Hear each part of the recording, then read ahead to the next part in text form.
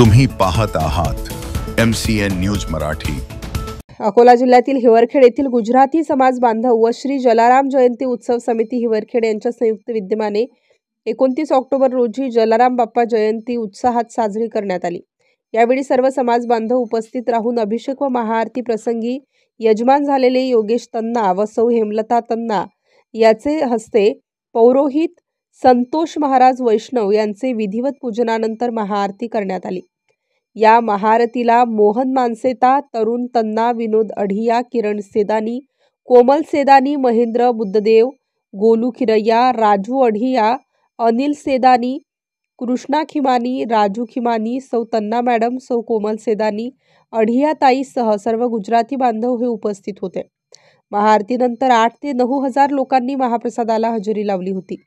MCN news मराठीकरिता बाळासाहेब नेरकर, हिवरखेड।